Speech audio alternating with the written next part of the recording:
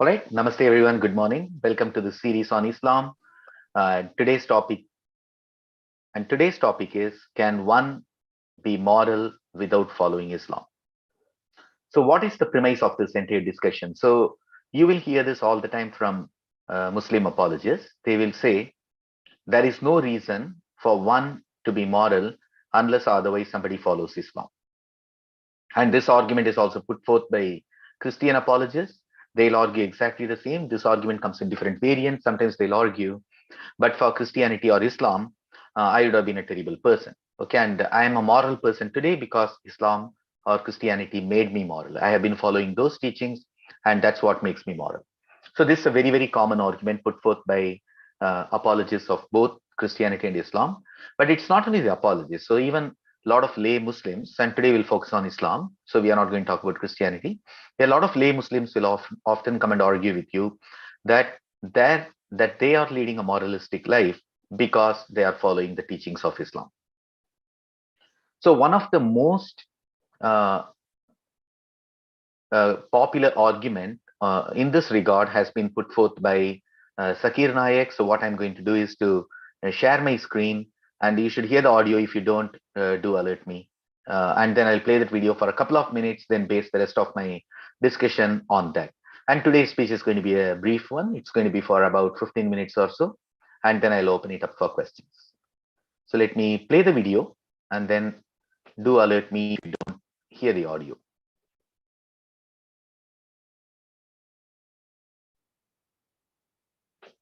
Robbing is good or bad? Robbing is bad. Bad. Yeah. Raping a girl is good or bad? No, bad. Bad. Okay, now I'm asking you a question. Logically, I suppose happen to be the biggest mafia. Hypothetically, I am a big robber. You prove to me logically and scientifically. I am a very logical person. I am a scientific person. I am a logical person and scientific person. You prove to me why robbing is bad for me, and I will stop robbing. Only one reason you give me, one good reason why robbing is bad for me, and I will stop robbing. It hurts others. It hurts people. It hurts others. What difference does it make to me? If it hurts, if I rob 1,000 riyal, it is benefiting me. I can see movie. I can go to a 5-star hotel. What difference does it make whether it hurts others? Does it hurt me? I told you, prove to me why it is bad for me, not for others. I am least bothered about the others. Why is it bad for me?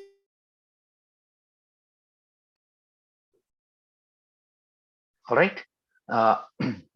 That's the short clip I wanted to play there. So basically what Zakir Naik is arguing is you cannot determine something is moral or not unless otherwise you follow Islamic teachings. In other words, his argument is you can never convince me that something is immoral, something is incorrect. You can go and rob somebody, you can go rape somebody, and there is no way for us to tell objectively, reasonably, that this is wrong. Okay, and hence morality comes only from following the teachings of Islam.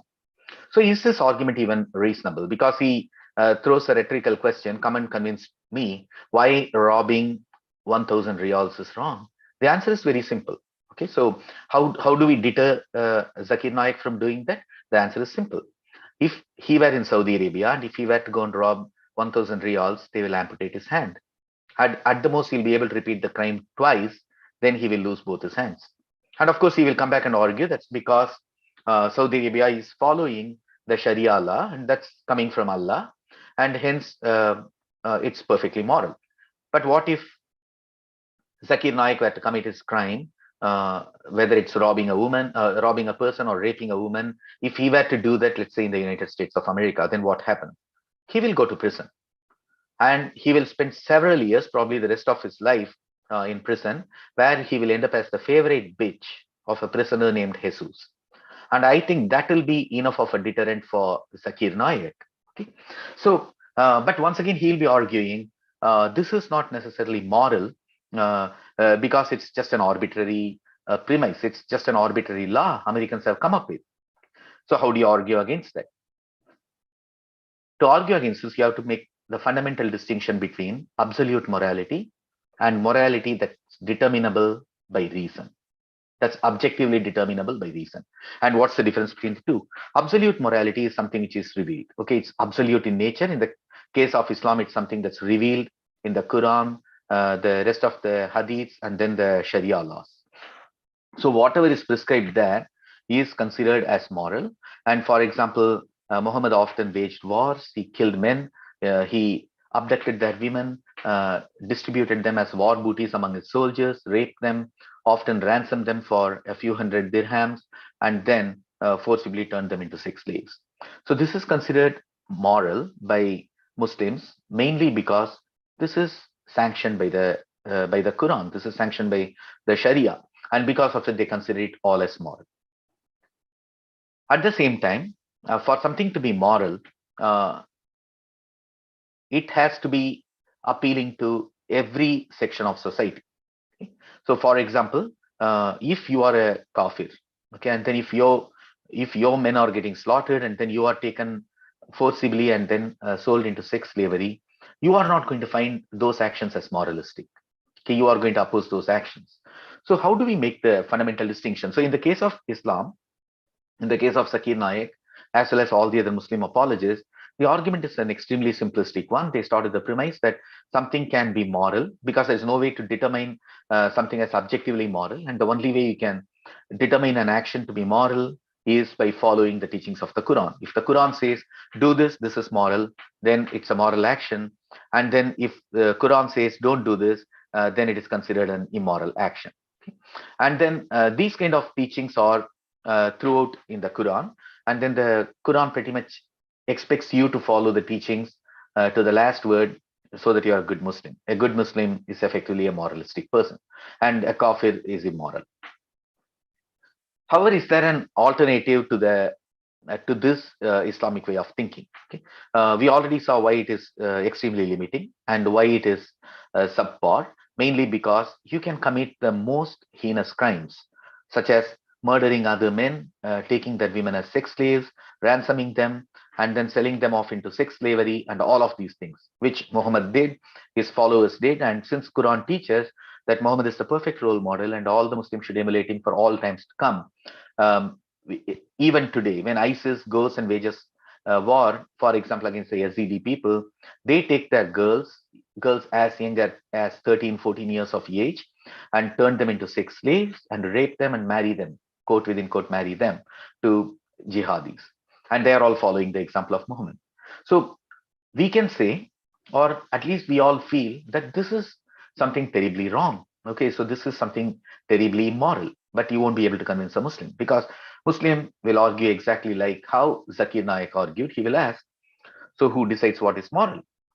As far as we are concerned, we Muslims are concerned, something is moral if it is approved by the Quran, if it's approved by the Sharia, and something is immoral if it is not. How do you argue against them? What is morality?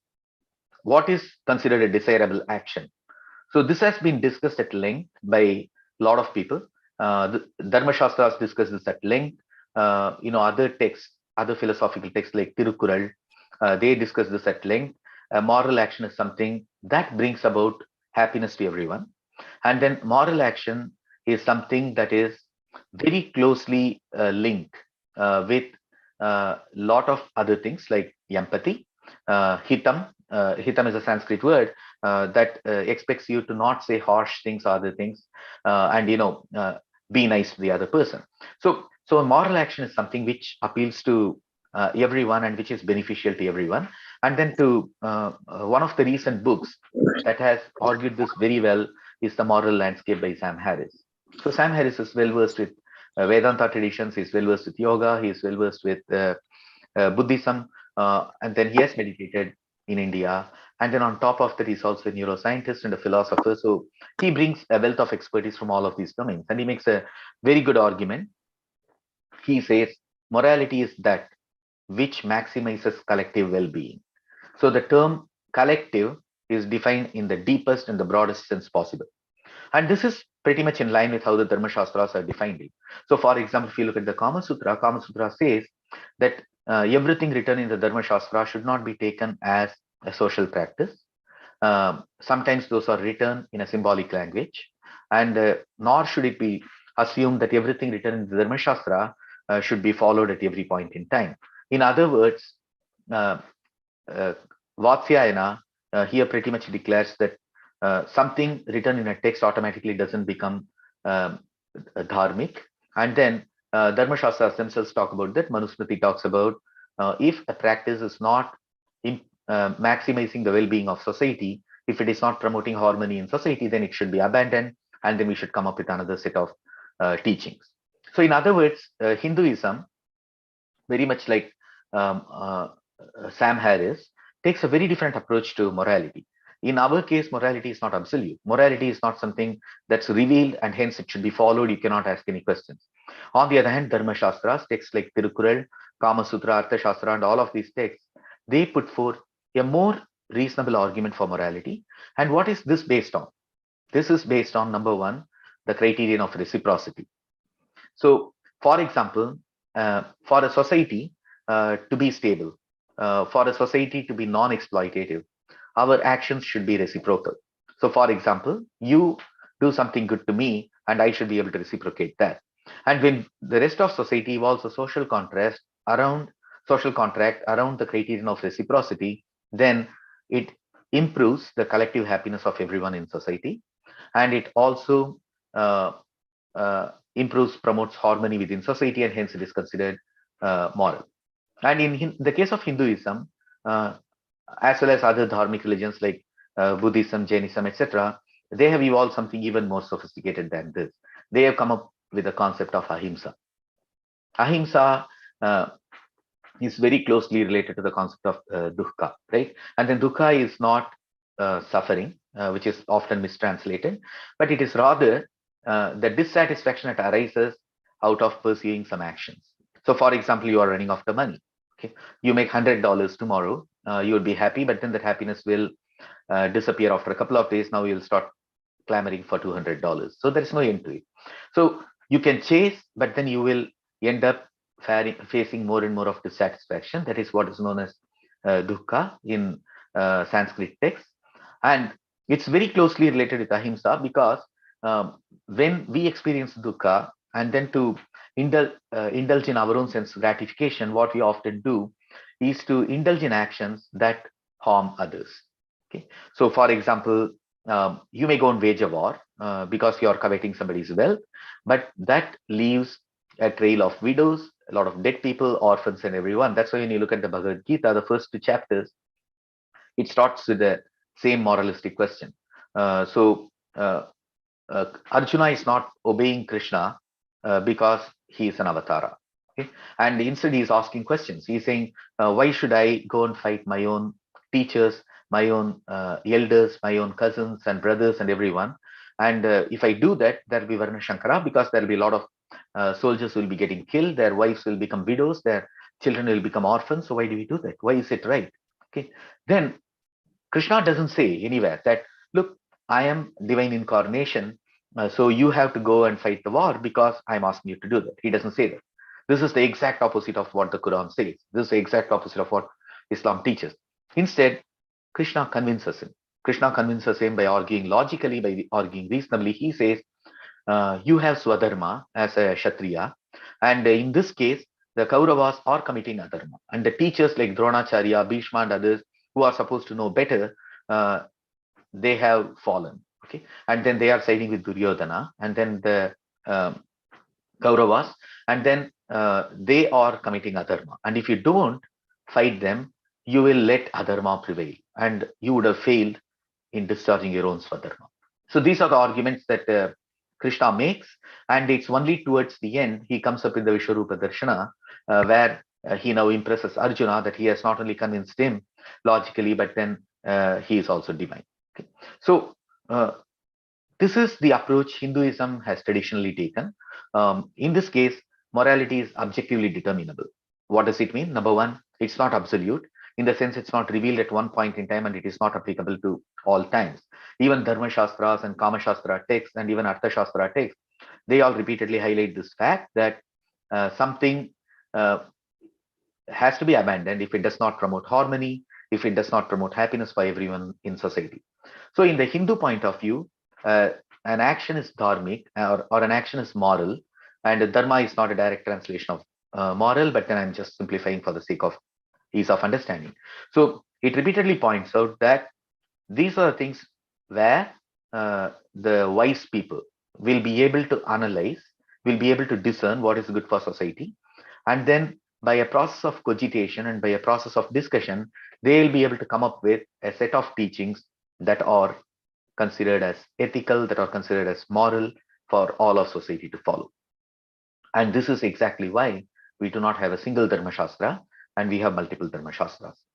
And when we follow this kind of an approach, we have a lot of hope because we may get it wrong sometimes. Okay, some of the Dharma Shastra writers may have occasionally got it wrong, but then there is also scope for correction because you can evaluate, is this action serving us better? Then you can evaluate it better. But even more importantly, the concept of ahimsa that we came up with in Hinduism is not only limited to human beings, it's also extended to every other life form because all forms of life are considered sacred in Hinduism. For that reason, all the dharmic religions, as well as in many of the Eastern religions.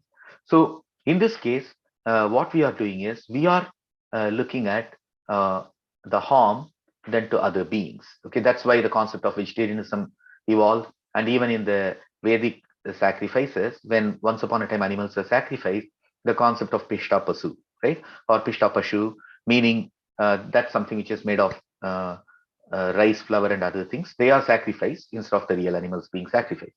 So, and all of these concepts came up because Hinduism embraced the notion of objectively determinable morality. It's determinable by relying upon reason, by relying upon the criterion of reciprocity, and by relying upon what we can call uh, other principles like ahimsa, hitam, and all of these things. So the notion, the underlying premise, and as well as the outcome of the Hindu system of morality or objectively determinable morality is that we can use our faculties of reason to decide whether an action is moral or not, and then we can come up with it. And how do we know which of the two is correct? So a lot of times determining something as morally acceptable is not straightforward. It's extremely difficult, right? So can we go and kill a terrorist in a preemptive strike? Uh, Impulsively we'll say yes, but then it does not leave out all the questions that Arjuna asked Krishna in the first two chapters. Because what if the terrorist was just somebody who had been brainwashed from childhood, and uh, we may be able to get him out of the brainwashing? Okay, and what happens if we kill the terrorist? Okay, he may be having a wife and he may have young children. Would they all end up suffering? The answer is yes. Okay, the first question, yes, he may have been brainwashed, and we should be able to get him out of the brainwashing sometimes, not always. And then if you go and kill a terrorist, if he's a 25-year-old guy, probably he has a young wife and she'll become a widow, the children will become orphans, all of that is true. But then we also evaluate the other side of the coin. What if this terrorist were to set off a bomb and that will kill a dozen innocent civilians? Is that acceptable? Because those people will die, their wives will get widowed, their children will be orphaned. And why is that acceptable? So in this case, what we are doing is we are uh, juxtaposing the two alternatives. And then we are saying, in one case, this person may be brainwashed, but then he's still committing a set of deeds and set of deeds that is going to take away lives, that's going to bring about immense suffering. On the other hand, the others, in this case, the innocent civilians, have not done anything wrong. Okay, so they are not the ones who are brainwashed. They are not the ones initiating an action to go and kill someone. So between the two, it's reasonable to say that the one who respects the criterion of reciprocity, the one who is extending the moral argument, that is, an action that increases everyone's well-being, should be right to live should be privileged over the right of a terrorist to live. Okay, so that's how we justify, but it's not an easy justification. In some other cases, justification can even be more difficult. But at the end of the day, this objectively determinable morality, which we follow in Hinduism, allows us to evaluate a set of actions based on a lot of principles. Some of that we already talked about, that which increases collective happiness of everyone, that which follows the principle of ahimsa or hitam, and then that which follows the principles of reciprocity and all of these things. And because of that, we extend these concepts not only to fellow human beings, but also to other animals. So today, we can reasonably argue that our Hindu premise is the correct one, or our Hindu framework is the correct one for multiple reasons. Number one, even the Greek chroniclers who accompanied Alexander the Macedonian 2,300 years ago, they remark that when Hindu warriors fight, they don't harm the civilians. And time and again, we know even though wars took place in Hindu kingdoms, Hindu kings and soldiers did not go about capturing and raping women. Those things did not happen. Okay? Because the concept of ahimsa and hitam were deeply rooted in society, and it was very difficult for these people to commit these actions, at least on a sustained basis, at least on a prevalent basis, and at least based on religious sanctions. Okay, there could have been exceptions, but those did not have any religious sanction, and they often went against the kernel of what society considered moral principle. And in contrast, look at every Islamic society where they are following absolute morality as revealed in the Quran. Those societies are one of the most unhappiest places. Okay, their women are subjugated, their children are abused and subjugated, and the non-Muslims are treated as second-class citizens. And wherever Islam spread, it spread by sword, because that's what the Quran enjoins. And as a result, literally tens of millions of people were killed in Islamic jihad over the last 1,300 years. And that itself should be enough to tell us that objectively determinable morality is any day superior to absolute morality. Absolute morality is what you find in the Quran, what you find in Islam, whereas objectively determinable morality is what you find in Hinduism and what you find in the discourses of modern philosophers like Sam Harris. And in the case of Islam, there is only one way you can sustain absolute morality, that is by suspending reason. And this once again should come across as discordant to any reasonable person, because even when you look at the Shankara Bhashya, where Adi Shankara says, even if the Shruti says that the fire is cold, you should not trust it. You should go by pratyaksha, right? That which you can discern, that which you can determine. Because fire is hot, you can touch it, you can feel it, it's hot. So our framework, our Hindu framework repeatedly teaches, even if a text says something, and then if it comes across as unreasonable, don't follow it. Okay. And in the case of Islam, the only way you can follow and you can do terrible things, such as subjugating women, taking them as sex slaves, butchering kafir men, and all of these things, only by suspending reason and by becoming a dogmatic believer and who trusts everything the Quran says, everything the Sharia says to be divine revelation. And that's a pathetic state of existence. That's the end of what I wanted to share with you today. I am open to take questions.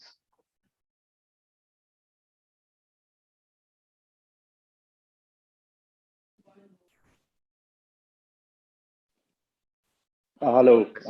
Good morning. Hi, this is Narayanan here. Thank you very much for this introduction and for sharing these thoughts. A quick question. So I'm not sure whether I'm early to ask this question or it's going to come in the subsequent series. How do we then counter this? Because if somebody is not going to see reason, as you just elaborated, but is going to be based on what the book says, then take that as absolute. Okay. So how do you then reason, or how do you then argue or make them understand that your point of view or our point of view, for example? So absolutely great question. Great question, right? So how do you convince someone who's dogmatic, someone who's a Muslim, who is dogmatic? How do you convince that person that absolute morality as it is revealed in Islam is wrong, and absolute morality as revealed in Islam is wrong, and objectively determinable morality as you find in Hinduism is correct? How do you convince that person? You cannot. Okay, for the most part, you cannot convince that person. The reason for that is, in cognitive sciences, there is something called persuasibility. Okay, so our persuasibility starts declining from the age of 8. Okay, so if something is deeply imprinted in you, in your mind before you turned 8, it's very difficult for you to get rid of that idea. Okay, so and then in the case of Islam, or for that reason even Christianity, uh, the indoctrination happens from infancy. Okay, so by the time a child turns 8, he or she has been indoctrinated heavily and imprinted with the teachings of Islam in the mind. So they won't challenge that at all. Okay, very rarely they will come across. In fact, last week's call I was giving some of the statistics. In general, Muslims are extremely conservative. Okay, this is what Majid Nawaz and others point out. They are extremely conservative. Okay, so when we talk of a spectrum, you can reasonably conclude that 96-97% of the Muslims fall within the conservative side of the spectrum. Okay? Some of them openly support the Sharia. That's not a small number. Among the British Muslims, it's something like 29 or 30%. And then among the Pakistani Muslims, it's like 84 or 85%. Okay, they all crave for the Sharia. But many support polygamy, and then many support uh, the notion that women should obey their husbands. Okay, and then they should wear the veil and all these things. All these notions are very prevalent. It's not that those are held by a small number of people. Okay, and then since it's a congregational religion, they tend to reinforce this belief. And even if you slightly go away from the belief a little bit, when you show up in the mosque on Friday or the weekend, they will brainwash you again. Okay, so and then there is shunning. Okay, if you depart from the teachings of Islam, the rest of the community will shun you. This is something all ex-Muslims will repeatedly point out. Okay, when they apostatize from Islam, they are shunned by not only their community, but their immediate family too. Okay, so which most human beings wouldn't want, because we are social animals, right? And then we need the family, we need friends, we need the community. So the answer is, once a Muslim has become an adult, it's almost impossible to convince them. Okay, that you should be reasonable, don't be a dogmatic follower of Islam, and don't base your morality on Islamic teachings. Okay, it's extremely difficult to do.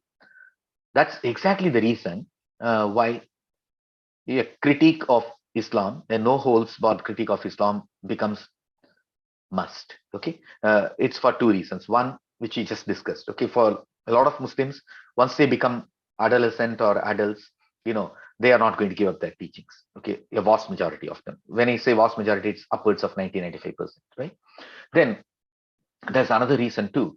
Sam Harris talks about this in one of his books. When Obama becomes the president of the US in 2008 or something, he nominates as his bioethics advisor, okay, a lady who is an academic, and I think she was at Stanford at the time, I don't recall fully, as the chief advisor for him on bioethics matters. Okay, so Sam Harris has a one-on-one conversation with this woman. Okay, so where she very dogmatically declares, so she's a Western scientist, right? She's a white woman, a scientist, and she's a bioethics advisor to Obama, and she declares, you cannot criticize something if it comes as a religious teaching.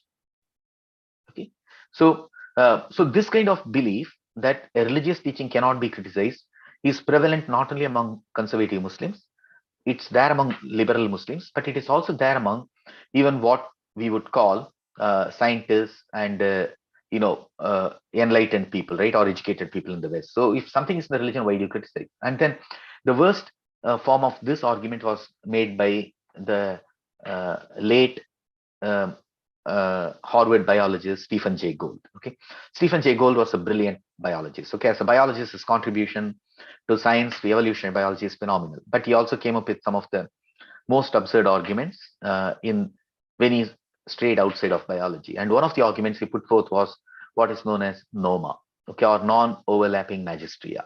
Okay, it's called NOMA or NOMA. So Stephen Jay Gould argued that the realm of religion and secular world are completely different, and one cannot have a say over the other. Okay? And this is something I have criticized extensively in my books. I have criticized that in my online essay. There's a two-part critique I wrote of secularism, in that I have criticized this. But in a gist, here is the gist of my critique, right? So my critique is, there is zero evidence that secularism and religion are dealing with two different sets of phenomena. Okay, they are concerned with exactly the same phenomena, in my opinion.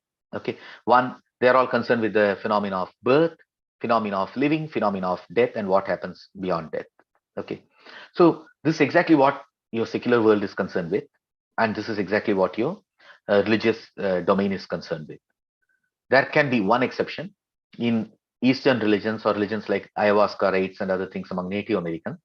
There is a pursuit of moksha, nirvana, or their equivalent. Okay, so those may not fit our definition of the temporal realm and other things, but that's an exception. Okay, apart from that, this classification, this distinction does not apply to Islam or Christianity. Okay, which is what Western scientists have in mind when they talk about religion. Okay, so the reason I brought up this example, it's not only the conservative Muslims who cling to this notion of, okay, whatever is there in Islam, we cannot challenge that, but the likes of Stephen Jay Gould and the bioethics advisor to Obama and many other Westerners, and for that reason, even well-educated, English-educated Indians subscribe to this notion. That's exactly why we have to criticize and ridicule Islam. Okay, because we cannot save today's generation, but when we turn up the heat and then when we continuously criticize, what will happen is the next generation will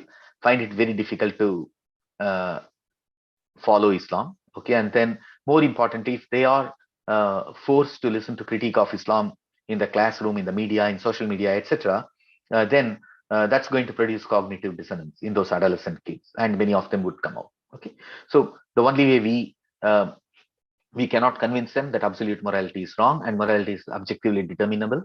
But what we could definitely do is by attacking and ridiculing Islam and everything Muslims consider or cherish as sacred, we attack those, then the next generation of Muslims will hopefully abandon Islam.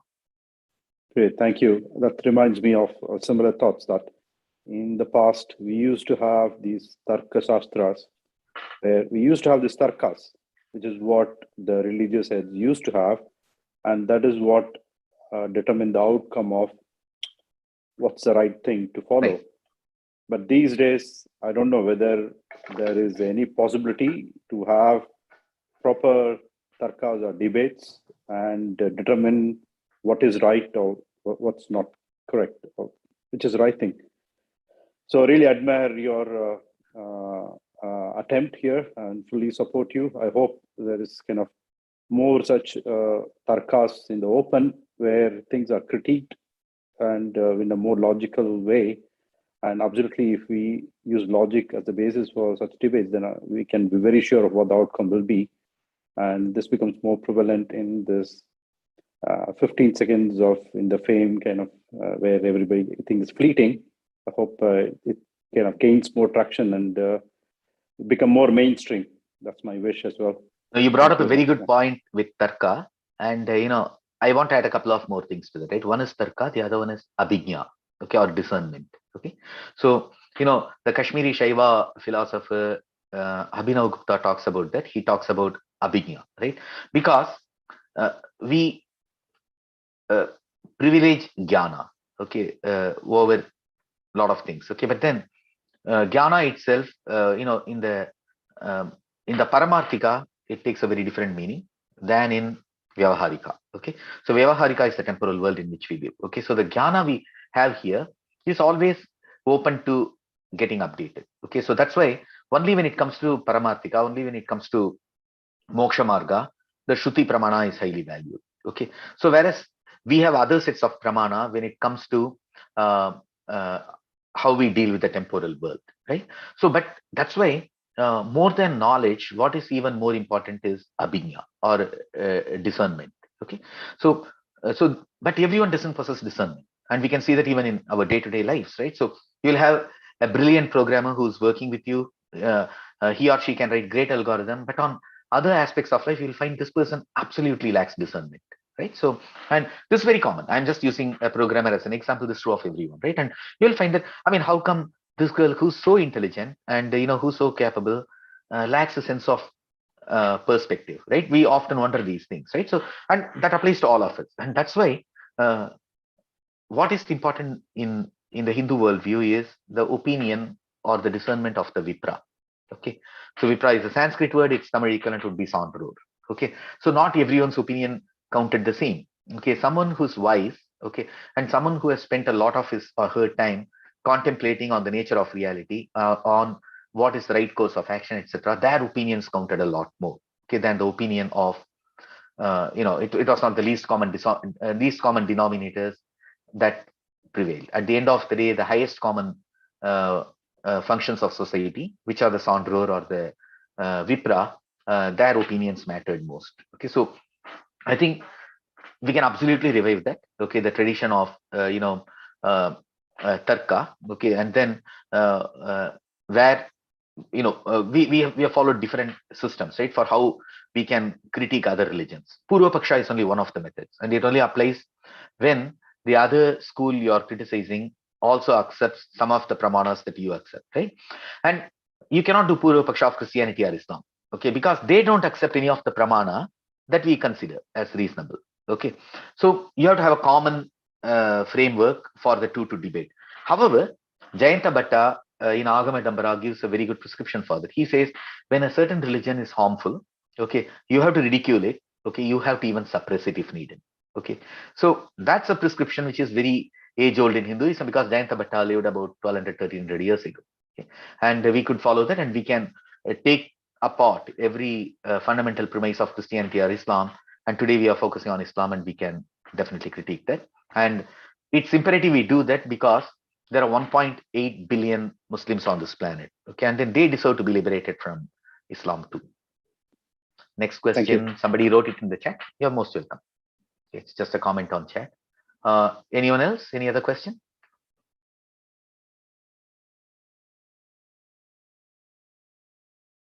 You're speaking on mute, Karthikeyan. Hello, sir. So this is Karthik from Chennai. My question is, I understand, if gullible people are caught when they are young and indoctrinated, and your suggestion, try to be as moral and civil with them as possible, and the worst thing we can do is ignore them. But people like Zakir Naik and other people, they are not gullible. They are very learned, and they have studied texts from different religions, even our own. So they are not doing their moves in a gullible way or without a reason. They have a certain goal and going in a very specific attack mode. So how can we defend from these people? The other gullible and regular neighborhood Muslim people, they are not the challenge. So how do we deal with such bigger heads? So that's what is my question. No, another good question. So, in fact, more than gullibility, I'll use the word incredulity or credulity. Okay, so let's make a distinction between the lay Muslims and the Dawa guys and preachers like Zakir Naik. Okay, so a lay Muslim is for the most part credulous. Okay, because he has been, like I was mentioning earlier, from infancy he or she is brainwashed into Islam. Okay, so they don't even question that. Okay, so they are just credulous. They accept everything that's stated, because the fundamental worldview is warped. Okay, they are conditioned to believe that the Quran is a revelation from Allah, and then if we want to lead a moral life, and then so here's the important thing, right? There is a fear factor to go with it. Okay, in the case of Islam, there is no reincarnation. Okay, and then you have one life, and then there will be a judgment day, and then if you have followed the Quran, and then if you have followed Islam, and then if you become a good Muslim, then you will go to heaven for eternity.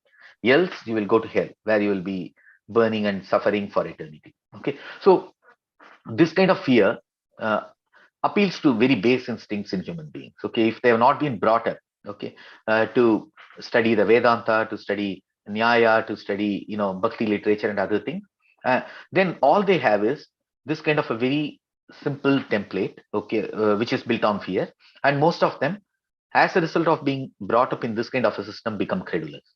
Okay, and then they just believe everything that is told, because they have not challenged their fundamental beliefs to subject their fundamental beliefs to any kind of scrutiny or challenge. Okay, now that's why for those people it's very difficult to get them out of that once they become adults. Okay, the only way it happens is by repeatedly critiquing, and then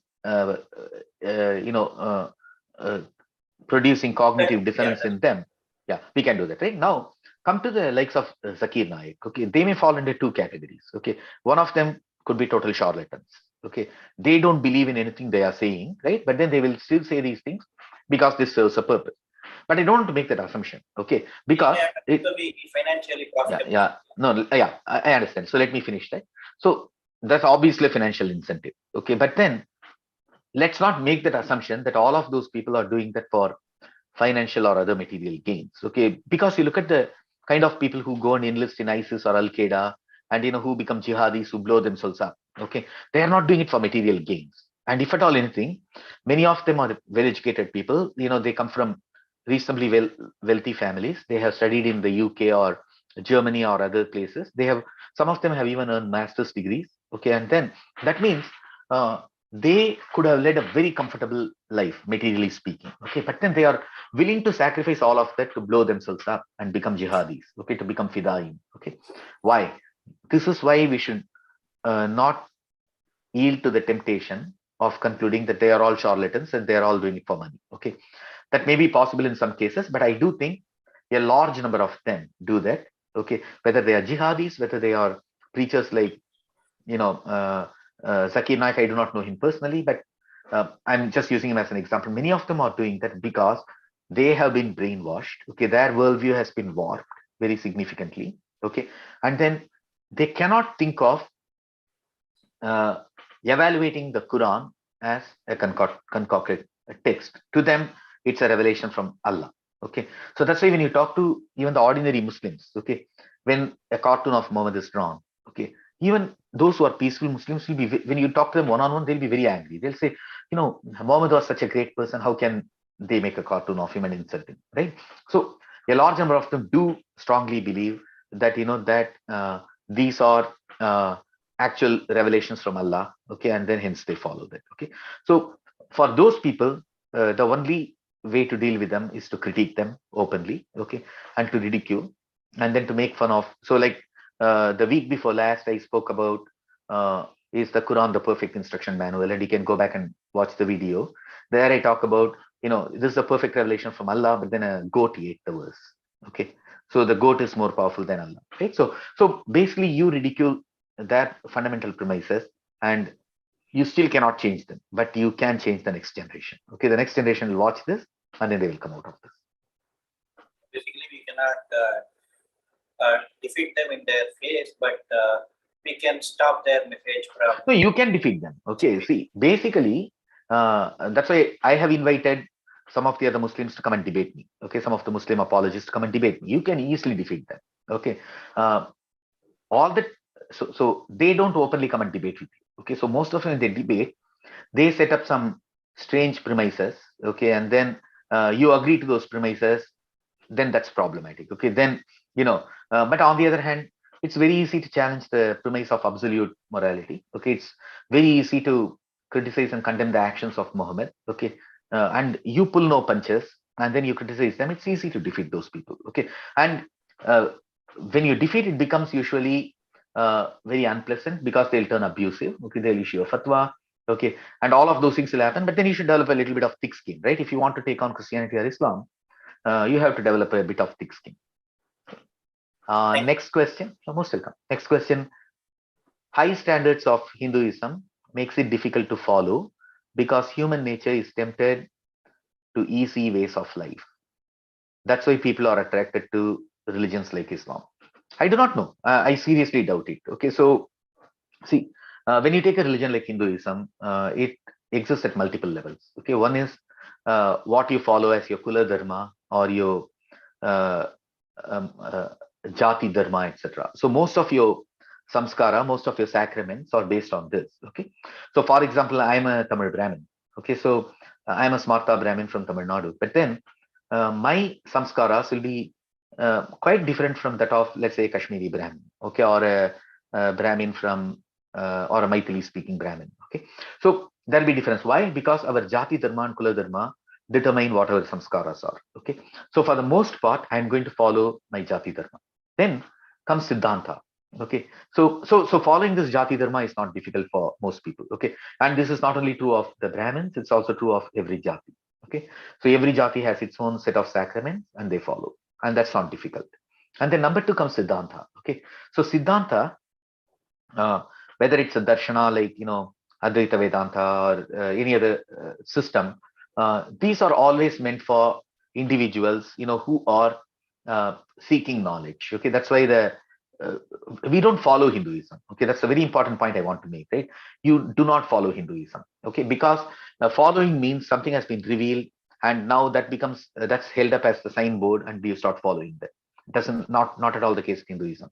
Okay, so you have all the jati and kula dharma or samskaras that you follow, and that's something you sorry, something you practice. You don't follow those because there is no signboard that says here are the ones that you follow. Instead, these are the practices that uh, have been followed over a long period of time. They do change, they do undergo some change, okay, over a period of time, but they remain generally static. So for example, when you get married, your wedding rites are based on your jati traditions or your kula traditions, and in those cases it goes hand in hand with the notion of sacred. You follow all of these samskaras, then your marriage is going to be a sacred one. So that's not very difficult to follow. That's not very difficult to practice. Second one comes to Siddhanta. Siddhanta is always for those who are seekers. Okay, so those who seek, those who study those philosophies, and they may agree, they may not agree, and then they may take to a set of practices and all of these things. But once again, it's a practice and it's not following. Okay, so you don't just become a blind follower in Hinduism. Then third comes what you can call the practices that relate to moksha dharma. Okay, and this could be if you take Buddhism, it can be different practices that relate to nirvikalpa samadhi, or when you take a lot of the yoga traditions, videha kaivalya and other things, or the teachings of the moksha marga, the practices that go with it, or when you go to the Native Americans, you have the ayahuasca rites and other things. So all of these things are for example, practices that allow you to experience an expanded reality. Okay, so and once again, this is an experimental path. There's nothing to follow here. Okay, I don't go and follow somebody to experience, nirvikalpa samadhi. Okay, it's a practice. Okay, somebody can teach me, just like your medical school professor teaches you how to perform your brain surgery or your spine surgery. Somebody teaches you, but then after that you have to chart your own path. Okay, so in Hinduism there is nothing to blindly follow, and I also don't think people are attracted to religions like Islam. Okay, Islam spread by sword. Okay, and Christianity spread by colonial rule. Okay, that's why you find these religions went everywhere through the colonial route, and there is a price to pay. You cannot give up Islam. If you do that, apostasy is punishable by death. Okay, in most of the Muslim countries where the Sharia laws are enforced, and there is shunning. If you leave Islam and if you no longer attend the congregational worship, then you'll be shunned by the community, by the family, and everything. And this has long-term consequences, okay? Because you won't be able to get admitted to school or to college if you give up Christianity or Islam, because their clergy control access to these institutions, and then the communities are very conservative, and then they won't give up. And the main reason people remain Muslims or Christians is because they were A, forcibly converted, and B, they are indoctrinated, brainwashed by the time they turn 7 or 8. So then the persuasibility declines, so they cannot easily give it up and come out. And third reason is there is a price to pay. Okay, and if you give it up, you'll be shunned, and then the rest of the community will be boycotting you. This is something all ex-Muslims talk about, and that's the reason they remain Muslims. Next question: are there any useful psychology-related books to further understand them, so as to avoid our children fall prey to them? Yes, there are many of those, and I have cited quite a few of those in my book as well as in my different writing. And if you go to just the glossary of those or the appendix of those, you will find many of those references. And what I will also do is I will publish a handful of these in the text section of the video once it is published. Any other question? All right. Oh, okay. There's one more. 2 or 3 questions. really quick. Hindus usually don't make their children learn the religious scriptures, darshanas from an early age, and so uh, they encounter these higher realms only during adolescence or above. So how do we deal with this?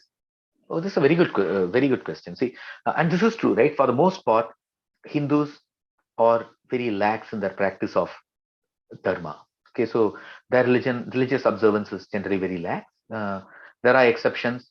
I think there are a few people who practice them more rigorously. Most don't.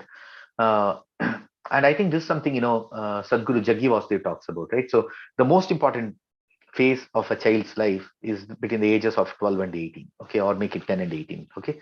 So this is the time when a child should be uh, exposed to a lot of learnings, okay, learnings of darshanas, learnings of siddhanta, learning of the yoga, dhyana, and all of these things, which we don't do. And in fact, this has always puzzled me. Okay, if you take the US for example, give or take, it is reported that about 30 million Americans practice yoga to varying degrees. Okay, that's roughly 10% of the population. So, and this tells you how powerful yoga, meditation, and other techniques are. Okay, so someone like BK Sayengar could come here, and he is not even a traditional guru, and he is able to spread yoga, and then over 6-7 decades now you have 30 million Americans practicing yoga, and yet in Hinduism we have all these beautiful techniques. Okay, like yoga, dhyana techniques. We don't teach those to children, and then we have all these beautiful art forms, right? For example, Kalari Payattu. Okay, it's a martial art forms preserved by the Tiya community in Kerala. Okay, so if you look at, so most people know of great sages like Narayana Guru, Sri Narayana Guru. Okay, who lived about 120, 130 years ago. Okay, and he was a great Yarava saint from the Tiya community, and then he taught a lot of wonderful things. But he also, in his writings, he also talks about how his ancestors have translated books from Sanskrit, written commentaries, and all of those things. Okay, so the community preserved a lot of knowledge around, um, uh, their Vaidyas, right? A lot of knowledge around Ayurveda and Siddha medicines. They preserved it. They preserved the knowledge of Kalari Payattu over a long period of time, and yet today probably 0.5% of the Tiya children would be even aware of this reality, right? So I think there is a general cultural decline among Hindus, and we have all of these beautiful art forms that will be very appealing to our young children. Okay, whether it's Kalari Paitu, whether it is the training in the akhadas of North India, okay, or whether it is Bharatanatyam, whether it is Hindustani music, whether it is Kathak, all of these things, right? So, or Carnatic music, all of these things are very appealing. They allow you to practice Hinduism without ever being dogmatic. Okay, and yet we don't teach these things, and I think there are no shortcuts, and I think we have to revive this system of learning, the system of uh, uh, education among all of the Hindus. Next question: you believe in Islam there is no strictness? Okay, where on earth do you live? I don't know where this question comes from. I never said there is no strictness in Islam. Okay, in fact I said exactly the opposite. Okay, so in Islam, you are expected to follow the Quran, the Sharia, and all these things literally. And if you don't, there's a very, very, very big price to pay. For example, if you apostatize from Islam, then you will be killed. Okay, and then if somebody commits adultery, that person will be stoned to death. Okay, so Islam is terrible. Islam is a very strict religion. It demands and exacts little adherence to religion. Okay, then the next, oh, there are a lot more questions. All right, let me scroll down.